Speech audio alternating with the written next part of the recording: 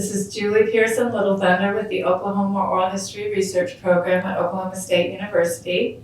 Today is Thursday, November 14th, 2019, and I'm interviewing Dr. Gary Sandefur, Provost and Senior Vice President of Academic Affairs here at OSU. Dr. Sandefur, you came here from the University of Wisconsin-Madison, but you're a native Oklahoman, a Chickasaw citizen who graduated from OU and later Stanford with degrees in sociology.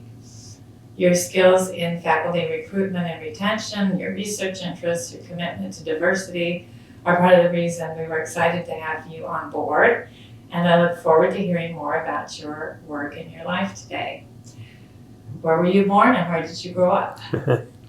Well, I was born in Medill, Oklahoma, and I grew up in Medill. We lived there until I started college at OU. So, can you describe Medill for me a bit? Well, like many people who grew up in Medill, we lived close to Lake Texoma, and so I grew up hunting and fishing, and until I was 10, we lived in town, and then after I was 10, we moved out to the country, and we had horses and some calves and pigs and things like that. So it wasn't really a big ranch or a big farm or anything, but I grew up around horses and cattle and hunting and fishing, and so it was a nice childhood. For sure. What did your folks do for a living? Well, my father was the custodian at the local post office, so he was a career postal employee.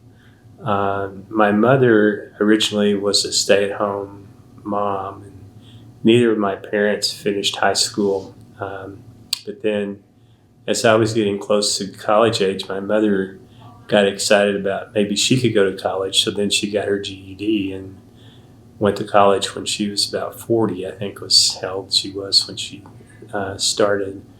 And then she, eventually got her master's and then taught for about 20 years. So she had, she's a remarkable person to go through I think she dropped out after the 10th grade, but then to go back and get her GED. I always greatly admired her courage and her determination to do that. Absolutely, that's a terrific story. Any siblings? Yeah, I have a brother, Richard. He's 4 years younger than I am. He lives in Norman, Oklahoma, and he's the director of public works for the city of Moore. He's been the director of public works there for over 30 years now. So what was the attitude towards formal education in your household? Well, it was something that nobody really knew much about. My father always assumed that you had to be wealthy to go to college. He just didn't ever thought of that as a possibility for me. My mother, for whatever reason, thought, well, we can figure out how you can go to college. So. But none of us really, nobody in my house knew anything about higher education or what it meant or what was involved. As I was growing up, I had these dreams of, what I wanted to be would change about every 6 months. And, I wanted to be an aeronautical engineer. I wanted to be a wildlife ecologist, and live in a tent for 6 months and study the deer. I mean, there are all these, things that you think about doing, but we really, nobody knew exactly what college was or what it involved. So that's actually a great background to bring to this job. What was your exposure to the Chickasaw language and culture growing up? My exposure to the culture was, easy because we lived right in the middle of the Chickasaw Nation, and at the time when I was young, the Chickasaws were just beginning to kind of come together culturally again, and so there were things that were going on that I would hear about and know about. The language is another matter. My grandmother was a fluent Chickasaw speaker, but like many American Indians of her generation, she was taught not to pass the language on to her children, our grandchildren, so we knew very little Chickasaw as I was growing up. Hello, and my father liked to talk about nippy is the Chickasaw word for meat, so he was always joking about how much nippy we were going to have that night. So, but the language was something that's really much later that I got exposed to it. Mm-hmm. And was this your grandma on your paternal side, or So my mother's your mom's side? Okay. mom's side. And you've pretty much described a lot of your interests as a boy. I'm wondering if there were any experiences in middle school or elementary school that sort of foreshadowed your interest, not just in education, but maybe even higher education. Well, my teachers were always encouraging, and schoolwork was, I wouldn't say it was easy necessarily, but it came naturally, and so unlike other things, I was just sort of good at it, and so when you're good at it, your teachers reward you and encourage you. And there are lots of things I'm not good at. I have terrible hand-eye coordination, so I was never really good at any sport except running. I'm not a good baseball player or basketball player or golfer or any of those things. But it was, when you have something that kind of comes naturally to you, then you enjoy doing it, and people encourage you, and then you just kind of keep going. What was high school like for you? I think the first couple of years were fun, and then my junior and senior year were, I wouldn't say miserable, but it was just, it was boring, and when you grow up in a small town, it's great until you get about 16, and then you kind of want to do things and explore, but everybody knows who you are. You can't do anything without somebody telling your parents, and they know by the time you get home. It's kind of an oppressive. I felt oppressive to me at that point. So I was looking forward to getting out of there. Were you getting some guidance about college at that point at the school, or? Not really. I mean, the teachers, they had by that point, I think all had gone to college. So, but I don't remember them talking much about what it was like to go to college. And we didn't really have a guidance counselor that I remember that taught. It's a very small school. Most of what I heard about college were from classmates whose parents had gone to college, and so they knew something about it, and they thought about where they might want to go and so forth. What did you do after high school? Well, first I dropped out of high school in my senior year, and I tried to join the Marine Corps. I had a friend who, this was in 1969, he had to join the Marine Corps because he got in trouble. And back then, I don't know if they still do, his option was to go to prison or join the Marines. And so we tried to join on the buddy plan, and then I failed my physical. The doctor told me I had a bad back and I couldn't carry a field pack. And so I was a high school dropout for like 3 days. And then I went back to high school, and Kathy and I got married the summer after high school. We were both 18. Oh, she was still 17. And then I went off to OU. By then I knew I was going to go to OU, and we went off to OU as a newly married couple. And she was enrolling in school too? No, she actually worked. Okay. And I went to school. How did you land at OU? Well, I'd never been, I'd only been to Oklahoma City once and Dallas once. I'd never really been north of Oklahoma City are south of Dallas. We'd been to California to see relatives, but we had relatives there. But yeah, I just didn't know anything about any. I knew about OU. It was pretty close to home, and it seemed like the best. I never thought about going out of state. It just never occurred to me, and it just seemed like the right place to go. So. What major did you have going in? I wanted to, by the time I started college, I wanted to be an economics major. And then when I met who was supposed to be my advisor, who was a faculty member in economics, he didn't seem to have much interest in me or really turned me off, And so then I was taking this sociology class, and the professor was so charismatic and so, just it really stimulated my thinking, and I was so fascinated with that class and with the sociological perspective on things that I decided to be a sociology major, having no concept really of what that meant or what was involved or anything. A good background for it. Yeah. What happened after college? Well, I was also a college dropout.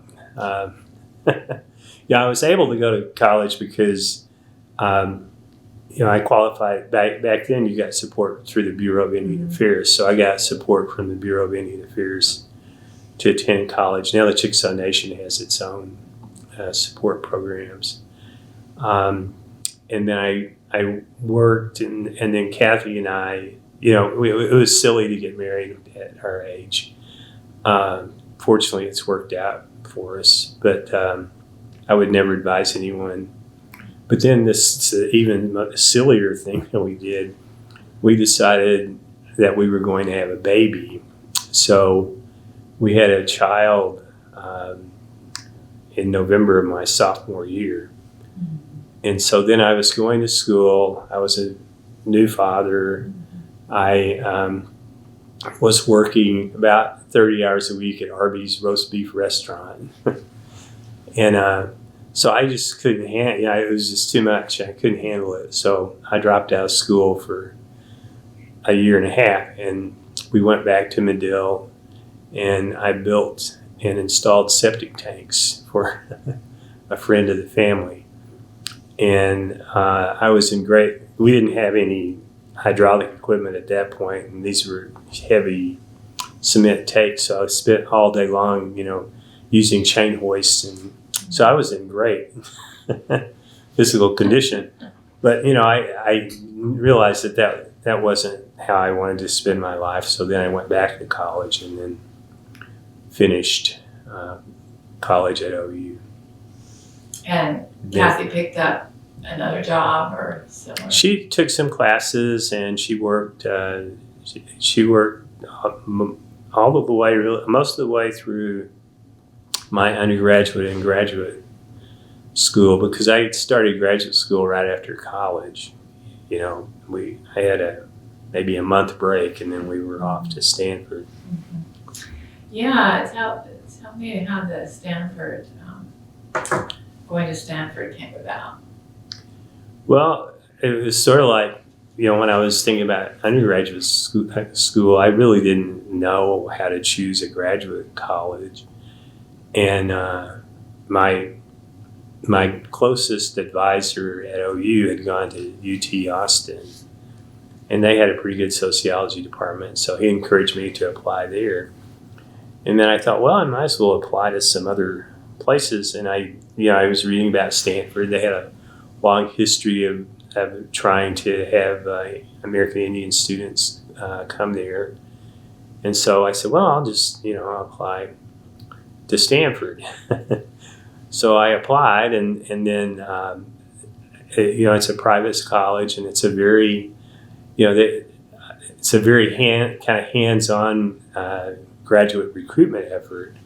So I got a phone call, from the graduate advisor at Stanford asking me questions, and questions about, making sure this would be a good fit for me, or they do things I was interested in and so forth. And I was really impressed with that, that the graduate coordinator at Stanford would call and talk with me. And then so when they, I got offered admission at Stanford and at UT Austin, maybe even at Wisconsin. I know I at least started applying there. But once Stanford showed this interest in me, I thought, wow, that's where I want to go. So it was just part of a serendipity. I just applied, and then when they started paying attention to me, which they do to all of the students that apply, they really do reach out and talk with them and kind of talk through whether it's the best place for them to be and so forth. I suspect they still do that. And you had been to California, you mentioned, to visit, but this was really a totally different sociocultural environment over there. Oh yeah, it was. We at that point we had a Volkswagen Bug, and we shipped a bunch of stuff by freight to Palo Alto, and then we jumped in our Volkswagen. The three of us, Kathy and our, at that time I guess she was still 3-year-old daughter, and we headed off to to Stanford. And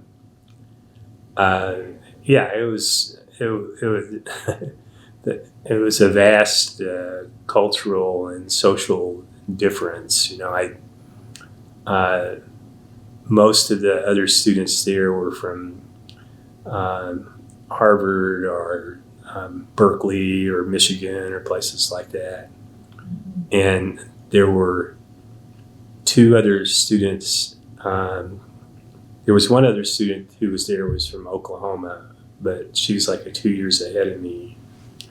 I'd never really been around very many Jewish people, and about half of the faculty students in my department were Jewish. So that was a really interesting experience, getting to know them and learn about Jewish history and culture and traditions. And then, when we moved to Norman, to us that seemed like a huge place. It was about the size of Stillwater now. It wasn't part of this huge metropolitan area. But in the Bay Area, there are millions of people, and it's just it was a very different, kind of cultural experience. And the graduate students are more heterogeneous in terms of coming from different social classes and backgrounds, but the undergraduates, many of them come from very wealthy families, and they'd be driving around in their Mercedes and BMWs, and it was really very different from the undergraduate population at OU. So yeah, there were these huge cultural differences that took about a year for us to get used to. Were there any other Native students in your graduate program? Not in my graduate program. There was Stanford was really good. They had a graduate student. His name was Hartman Lomawami. I don't know if you remember when Janina Lomawami. That's his widow. Mm-hmm. So I first met her through Hartman. But Hartman was a graduate student in anthropology at Stanford. He'd been there for 2 or 3 years. And so he was kind of the advisor for the new graduate students. So I would get together with him, and he was Hopi. And so, very different from Chickasaw experience. But he would get together with each of us individually and talk with us about how we were doing, and he was always available. And that was really very important to me. And that was pretty unusual at that time to have that level of attention. Mm-hmm. And then he also tried to organize social events for the Native American graduate students. And so it was really, it was nice to have someone like him to talk with and work with. And we stayed in touch, until he died, unexpectedly it's probably been 2 years ago now. Mhm. So I think I read that you spent a little time back at OU after you graduated. What was your first, were you thinking as you took as you majored in sociology that you were going to teach? Yeah, I thought I was going to be a professor. That's what attracted me to graduate school, is the professors I knew that they seemed to have a really interesting and rewarding job. So that's what I wanted to do, was be a professor. What was your first job offer? My first job offer, well, I'll tell you about the one I didn't get. The job that I really wanted when I first went on the job market was at University of Texas at Austin. But my interview did not go well. I wasn't well prepared for that. And they didn't offer me a job. So that was really disappointing. And then I got another interview at Virginia Tech in Blacksburg, and they did offer me a job, but at that point I wanted to be back closer to Oklahoma, and that was quite a ways from Oklahoma, even though Blacksburg is a beautiful community, right very close to the Appalachian Trail. It's just beautiful there. So I turned that down, and then OU had a job open up in about February or March.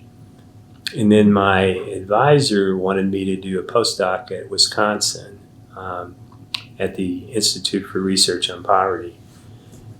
But when I got the job from OU, I thought, oh, well, we'll go back to OU and we'll live there forever. We'll live in Oklahoma. Of course, my parents were delighted because, and by that point we had a second child. And so, we thought we'd come back to OU and live in Oklahoma for the rest of my career. So that was the first place I went after graduate school. And how did you end up leaving for the University of Wisconsin-Madison? Well, again, it was kind of serendipitous. After I turned down the 2-year postdoc, the director of the Poverty Institute said, well, we know you want to stay in Oklahoma and we can understand that, but would you like to come visit here for a couple months in the summer? So in the summer of '79, I went, and by myself. That was really hard. That's the first time Callie and I had been apart for more than, maybe a couple of nights. And so I went there and spent 2 months, really enjoyed it, and I think I impressed the people there. So they invited me to come back a second summer of '80. And then a couple of years later, they called and said, we have this job open. Would you be interested in applying? And I said, well, yeah. Because at OU, my department was falling apart. It had split into 2 separate departments. Mm-hmm. And it was just not a very good working environment. And, the opportunity to go to Wisconsin was just too much to pass up. So we ended up moving to Wisconsin. And when you were there during the summers, were you doing research or were you teaching? I was doing research, yeah. In the area? I was doing research on, what they really wanted me to do was research on American Indians. And, I'm a demographer, so I used large national data sets. And there were a few at that time, there are more now, that had enough American Indians in them that you could do research on inequality and poverty and unemployment, and those were the things that I did research on there. So now you're in Madison, and you start out teaching sociology, and then at one point you get offered that you become chair of the department. And you also ended up getting the Chancellor's Award for teaching there. So how did that feel? Well, again, Wisconsin was another culture shock. It's, Oklahoma and Wisconsin are sort of both in the Midwest, but the people in the upper Midwest are, they're very polite, very courteous, but they're not there. There's not the warmth that you feel, that I've always felt in Oklahoma. So it took us a while to kind of adjust to that. But, as I continued with my career there, I was able to get some grants and establish connections with other people on campus. So opportunities on and off campus began to open up for me. And my teaching award was primarily for, I taught this large class on race and ethnicity in the United States. So it usually had about 400 people in it. And I always got really good teaching evaluations for that class. For much of the time I taught it, I'd do the last 5 weeks would just be on American Indians. So I do 10 weeks on everybody else and 5 weeks on American Indians. And then I'd build in some things like we'd have one class on where we just talked about Native American music. And we'd have some powwow music and stomp dances, and so I was kind of an amateur ethnomusicologist at that point. And one of my favorite classes was we'd talk about American Indian mascots and team names. And so anyway, it was a pretty popular class, and so I ended up getting the Chancellor's Teaching Award for that.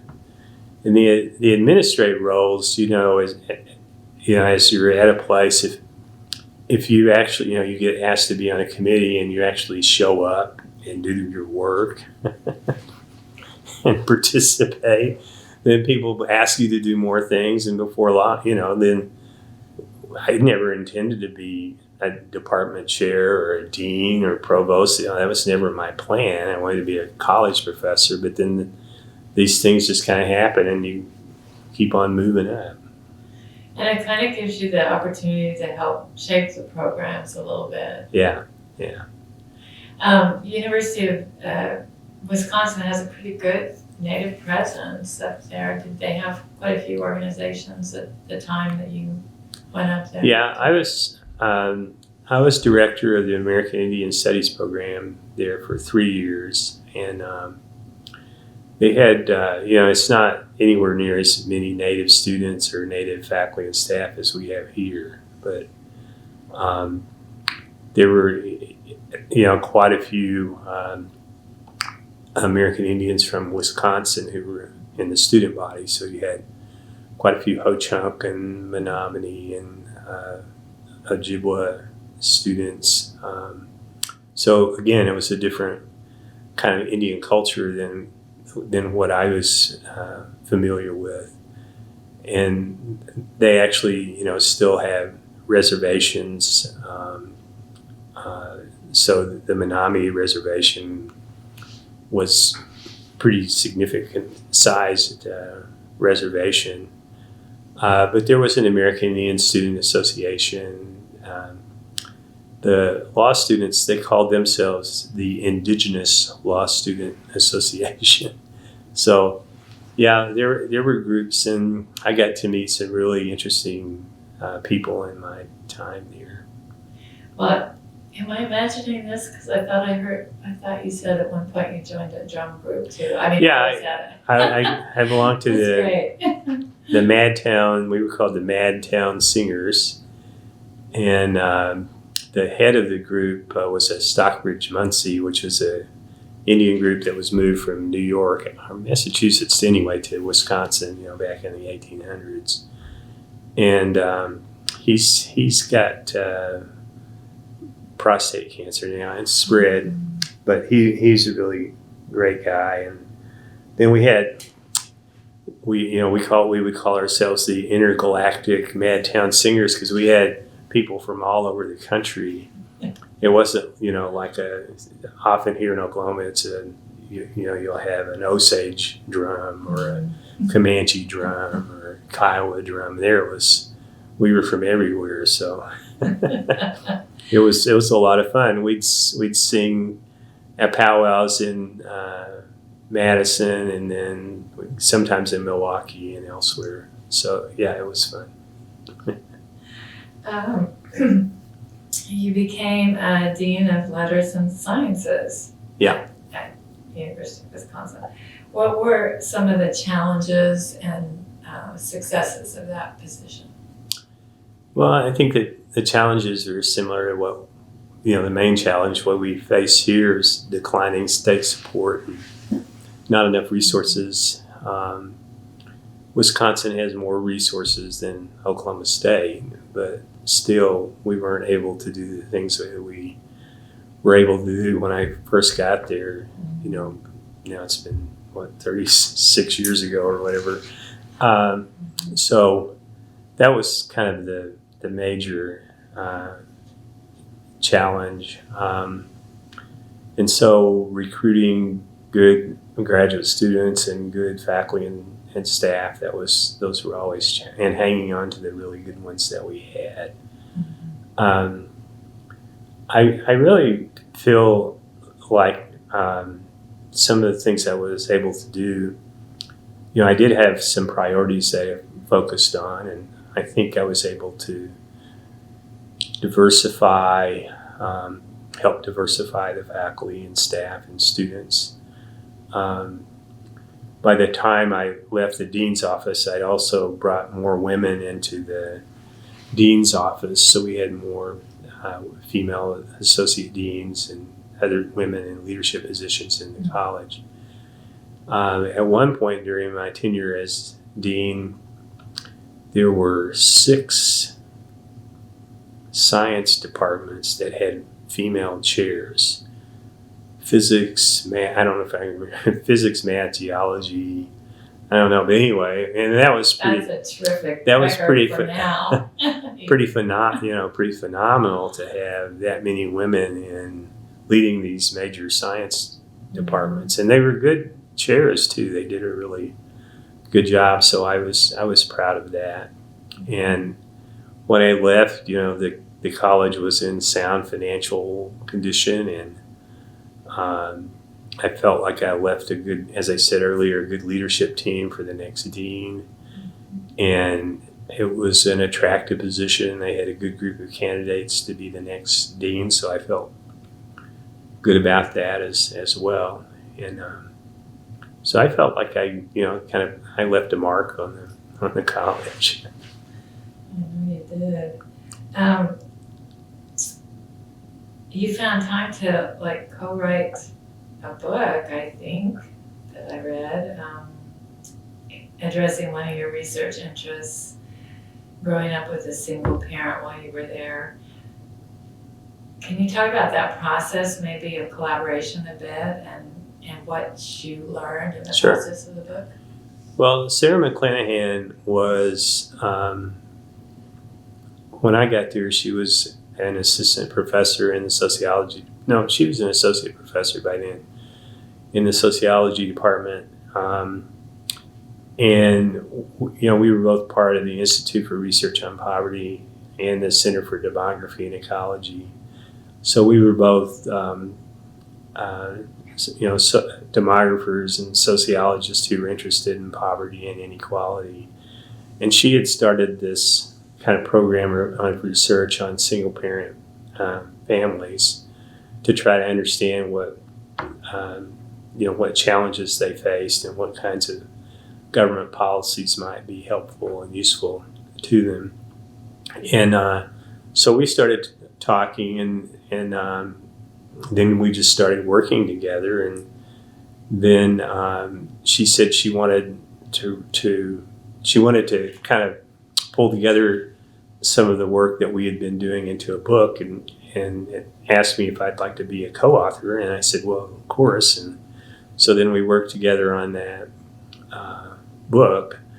But she was definitely the lead author on that. She'd probably argue with me about, but I felt like I would not have done that book if it had not been for her, and she probably could have done it with somebody else. But anyway, it turned out to be a very successful book for an academic book. It's 25 years old now, and people still buy it. Well, I was going to say, yeah, I think it was probably relatively a new, venturing into kind of new territory too. Yeah, it got used in lots of ways that we didn't anticipate. I mean, our goal was to try to understand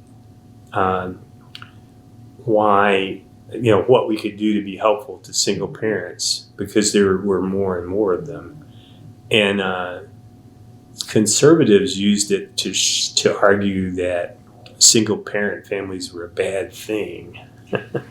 And that, that the real problem was people getting divorced, and that was not our argument at all.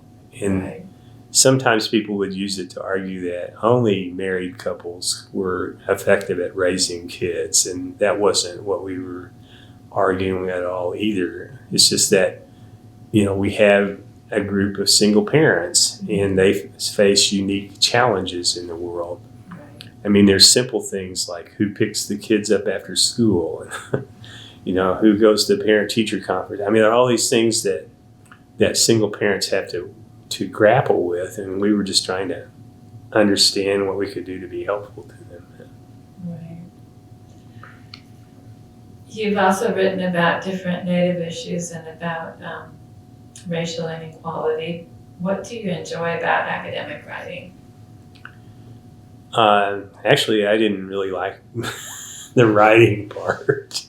What I enjoyed was the research part.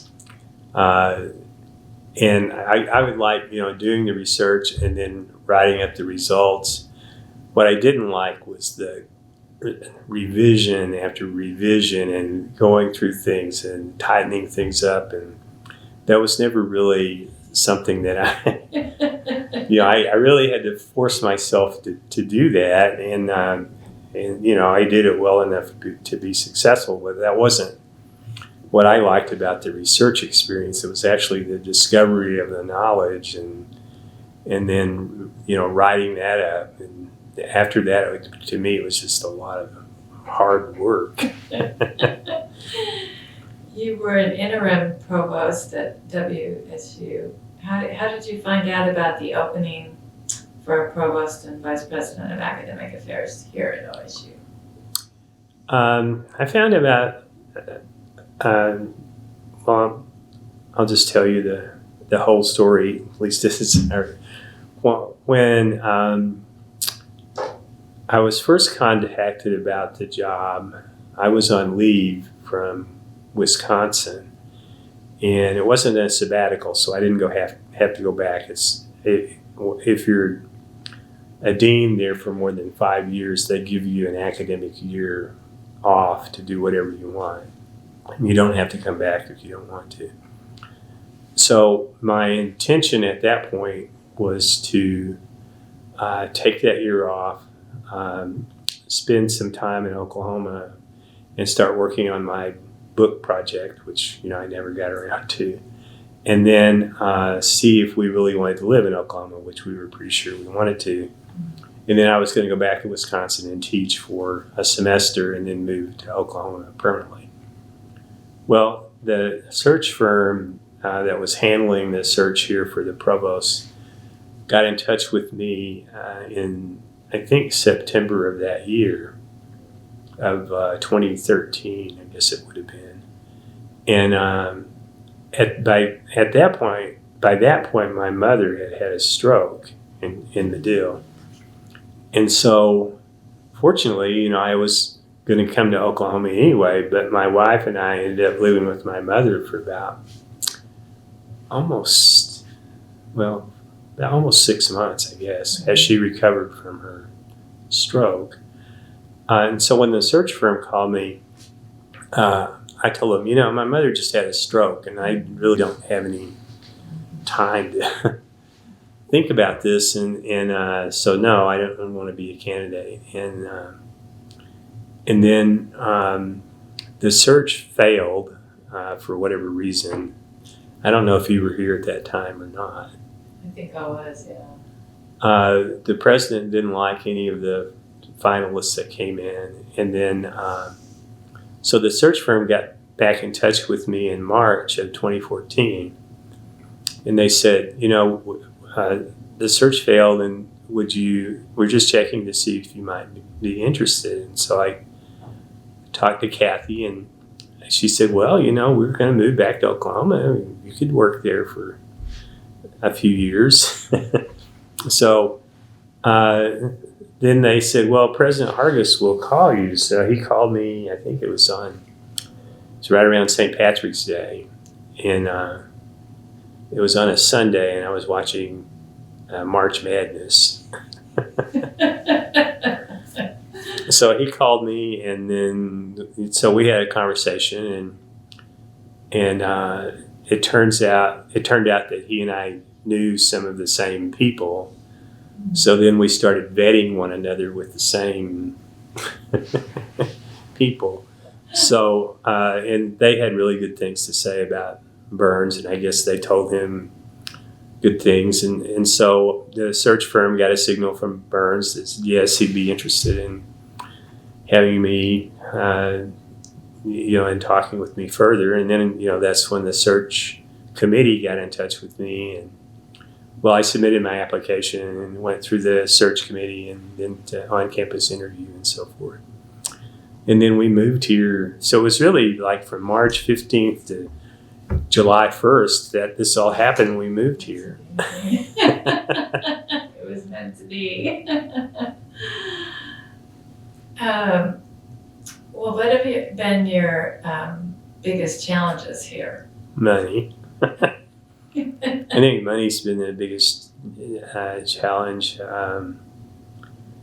and the things that are related to that. Trying to keep have faculty and staff salary increases, and figuring out ways to do that. And how do we recruit really good faculty and retain really good faculty? And money, is kind of at the root of how well you can do with those things. So, excuse me, I think money's been the biggest challenge. Then, of course, we were trying to work hard on our retention and graduation rates. Those are kind of our big goals at the undergraduate level. And we've been making progress on the graduation rates for some time. I mean, they've just kind of been gradually going up. Retention's been more of a challenge, but it looks like we're making some progress there as well. And then in the graduate education level, recruiting really good graduate students and trying to get our graduate stipends up. Every time we get close to the 40th or 50th percentile among our peers, something happens and they go up and we go down, and that's been a real challenge. And trying to promote more research and creative activities on campus. I think we've been working hard on those things as well. So they're not unusual challenges. Many state universities are facing those challenges right now. Right. You've received a number of fellow designations and honors and awards. What are a couple of that carry the most weight for you? Well, I think the two that come to mind, maybe they're the only two. Anyway, the Sociological Research Association is sort of like being a fellow of the American Sociological Association.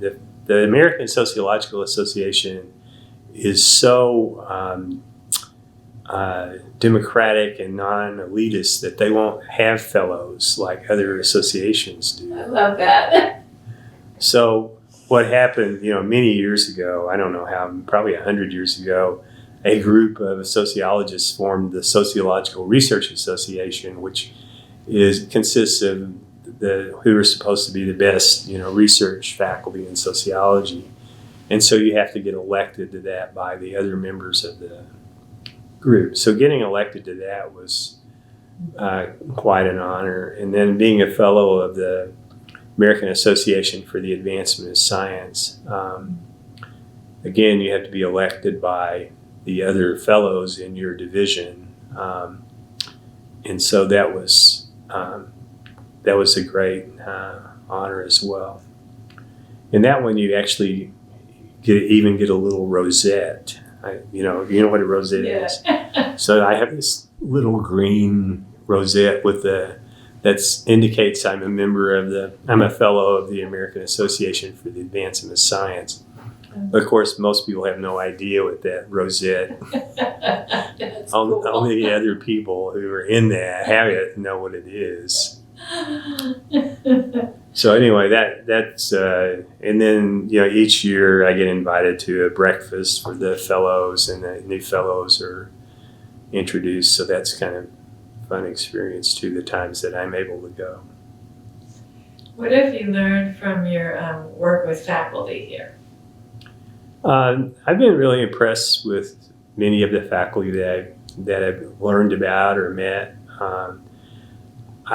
In my 5.5 years here now, I've got to meet quite a few of them, and then I've read about even more of them. When we have reappointment, promotion, and tenure cases that come through my office, because I don't read all of the dossier, but I read a good part of it, and so I learned a lot about some of the faculty that we have. And we have some really good ones, very, very accomplished. They could be lots of other places if they wanted to be, but they enjoy being here. It's a very for us in the administration, they have really been easy to work with.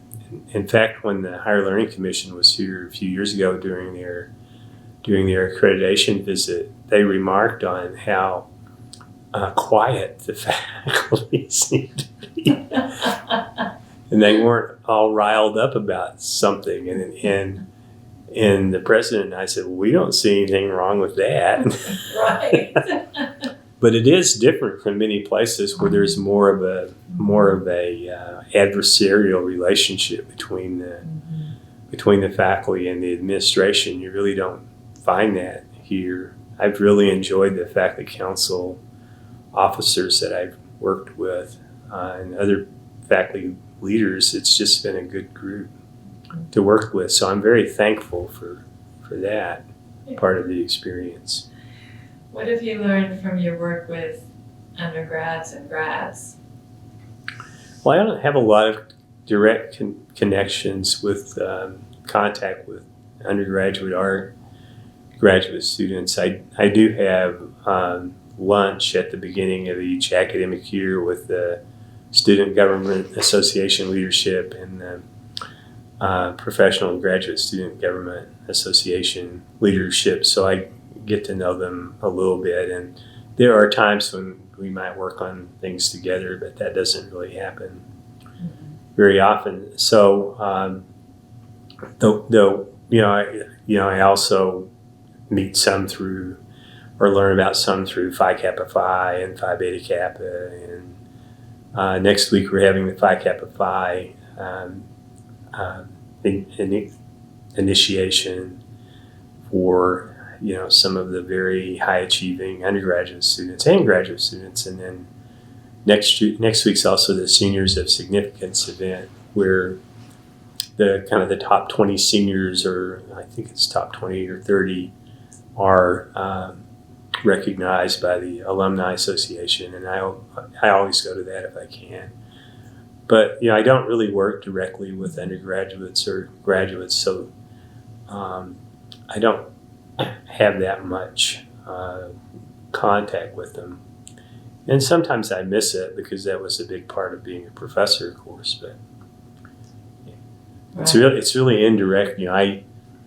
I don't really have that much contact with department heads. It's really the deans that I work and the faculty, council leadership, those are the people that I work with the most. Sure. Well, your daughter, Rebecca Sandefur, is a well-established scholar and MacArthur Fellow, and I got to go hear her. She focuses on social justice issues in terms of sometimes legal services delivery was the talk that I heard. Yeah. How did you feel when she decided to take an academic path? Well, I was very pleased. She, it's not that I encouraged her to become an academic, but she was like me. It seemed to be an attractive profession to her, and she enjoyed the idea of doing research and teaching. And so, I was very excited that she wanted to do that. I do know faculty members and university administrators who discourage their kids from going into higher education because of what is, the things that have happened in the past 20 or so years. It's just not as much fun as it used to be. And so one of the chancellors at Wisconsin that I worked with, he strongly discouraged his sons from going into higher education. One became a banker, and I forget what the other one does. But I was really pleased when she decided to do that. Well, as you mentioned, that there's been a lot of development on the part of different tribal nations here in Oklahoma in terms of focusing on education. Chickasaw Nation's been one of the front runners, not just for their students, but their citizens, but other Native students too. And you're getting to see that up close now. So what are your thoughts on that?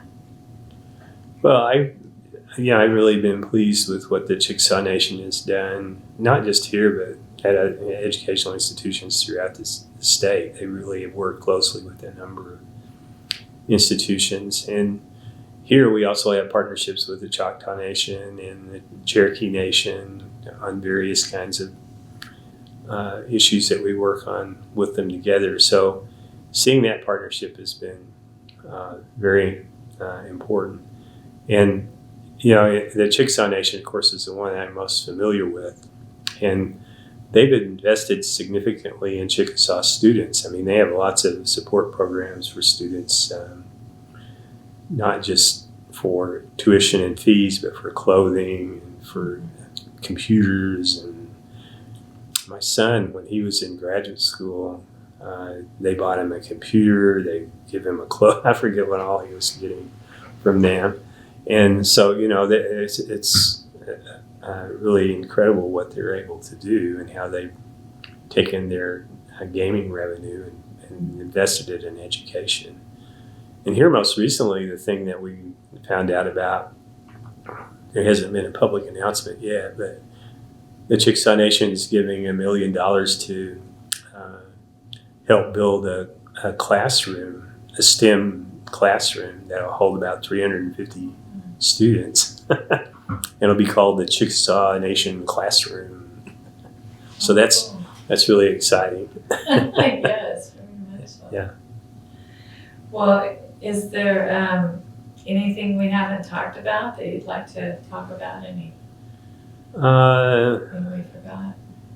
The only thing I would say is, and I've told other people this has really been the best job that I've had in terms of, I just really enjoy working here. It's been a great experience for me.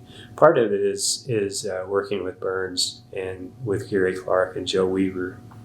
They're great to work with. But then the people in my office, Denise Weaver is this extraordinary individual that knows so much about the university, and she's been so helpful. And she creates this atmosphere in our office that's just very warm and welcoming.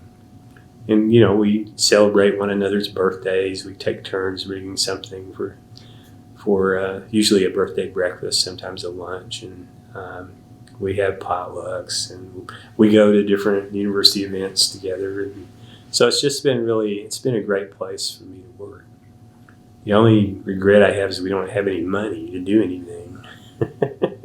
But in terms of work environment, it's so nice to end my career, because I'm not working anywhere after this, to end my career with such a great job.